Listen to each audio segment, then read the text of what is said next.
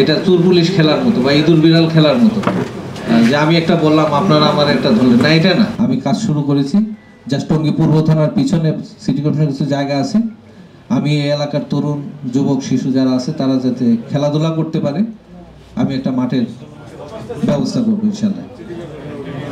আর একটা হলো যে আমি ওই এলাকাতে একটা আপাতত একটা প্রাইমারি স্কুল করার চিন্তা করছি। ওই এলাকাতে আমাদের অনেক শ্রমিক থাকে, তাদের ছেলেমেয়েরা আছে। আমি সিটি কর্পোরেশনের একটা প্রাইমারি স্কুল আমি এই বছরই শুরু করার চেষ্টা করছি।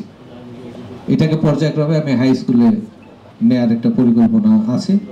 আমি যারা গণমাধ্যমের যারা আছেন, আমি আপনাদের সহযোগিতা চাই এই বিষয়ে।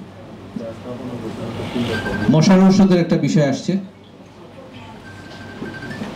আমি আসার পরে দেখলাম যে একটা টেন্ডার হয়েছিল, আগেই হয়েছে টেন্ডারটা। তো এটা নিয়ে বেশ কিছু কথাবার্তা এবং গণমাধ্যমেরই অনেক আমি ধন্যবাদ দিই। আমি আপনাদের সাথে এই জন্য কথা বলতে চাচ্ছি, আপনারা কিন্তু এই সোসাইটির মিরর, আপনাদের চোখ দিয়ে আমি কিন্তু অনেক কিছু দেখি। আসলে আমাকে একজন গণমাধ্যমের একজন কর্মী আমাকে জানান দিলেন যে এরকম একটা বিষয় আছে, আপনি একটু খোঁজ করে দেখেন। আমি খোঁজ করলাম, বিষয়টা নিয়ে করলাম, যে দেখলাম যে হ্যাঁ কিছুটা ত্রুটি বিচ্যুতি আছে। আমি কিন্তু এটা বাতিল করে দিয়েছি। তাহলে এখন মশার ওষুধের কি হবে? কারণ আমি যদি আবার টেন্ডার করে একটা বড় প্রক্রিয়া যেতে চাই, আরো 6 মাস লাগবে। তখন আমি একটা সরকারি প্রতিষ্ঠান থেকে মশার ওষুধ কেনার ব্যবস্থা করেছি এবং অলরেডি কিনা হয়েছে এবং এটা ল্যাবরেটরি টেস্ট করতে হয়, সেই টেস্টটিও সম্পন্ন হয়েছে। আমি আশা করি যে হয়তো ঈদের আগেই আমরা যেটুকু ক্রয় করেছি। সরকারি প্রতিষ্ঠান থেকে কেনার অর্থ হইলো যে এখানে আমার বা আরেকজনের লাভবান হওয়ার কোনো সুযোগ নেই। সরকারি প্রতিষ্ঠানের টাকাটা সরকারি প্রতিষ্ঠানে চলে যাবে, লাভ লোকসান যা হয় এটা সরকারি প্রতিষ্ঠানে, ব্যক্তিগতভাবে লাভবান হওয়ার সুযোগ নেই। আমি সরকারি প্রতিষ্ঠান থেকে মশার ওষুধ ক্রয় করেছি, খুব বেশি করতে পারিনি, যেটুকু করেছি হয়তো মাস 2-3 চলবে, তারপর হয়তো আমি আবার নতুন করে চিন্তা করব। উৎসবে খুশি হবে নগদে বেশি, কারণ ঘন্টায় ঘন্টায় আছে গিফট জেতার সুযোগ। আমি ওই মোবাইলের ঘটনার পরে আমি যারা প্রকৌশলী ছিলেন তাদেরকে বলেছি যে ওইখানে কি এই প্রজেক্টের কি কোনো সাইনবোর্ড দেয়া নেই, কারণ প্রত্যেকটা প্রকল্পে শুরুতে, অন্তত শুরুতে এবং শেষে 2 দিকে একটা সাইনবোর্ড থাকার কথা।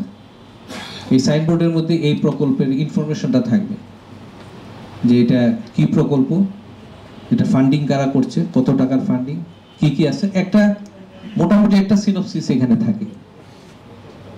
তো আমি বলছি প্রত্যেকটা প্রকল্পের এই সাইনবোর্ডটা অবশ্যই দিতে হবে, কারণ এই সাইনবোর্ডের খরচটা কিন্তু ঠিকাদারের না, এটা আপনাদের ইনফরমেশনের জন্য বলছি।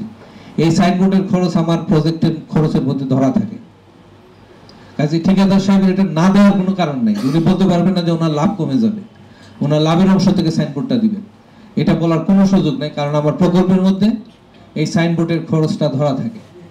কাজে উনি দিবেন না কেন? অবশ্যই দিতে হবে। এবং আমি আপনাদের সামনেই আমি আমার প্রকৌশলী যারা আছেন সবাইকে বলবো, প্রত্যেকটা প্রকল্পের ইনফরমেশন ওই প্রকল্প এলাকায় ডিসক্লোজ করতে হবে। আপনারা চাইবেন যে কেন সাইনবোর্ড আপনি দিচ্ছেন না, এই সাইনবোর্ডের মধ্যে আমার ইনফরমেশন থাকার কথা। ইনফরমেশন যদি থাকে আপনি প্রশ্ন করতে পারবেন, ওই রাস্তা যারা ব্যবহার করবে তারা প্রশ্ন করতে পারবে, মানুষ জানতে পারবে। ঠিক আছে, দুর্নীতি করেন, কিন্তু আমি তো, আমার জানার অধিকার আছে দুর্নীতি হয়েছে কিনা। আমি হয়তো কিছু করতে পারবো না, কিন্তু আমি জানতে তো পারবো যে এখানে দুর্নীতি হয়েছে। এটাও তো একটা ডেভেলপমেন্ট।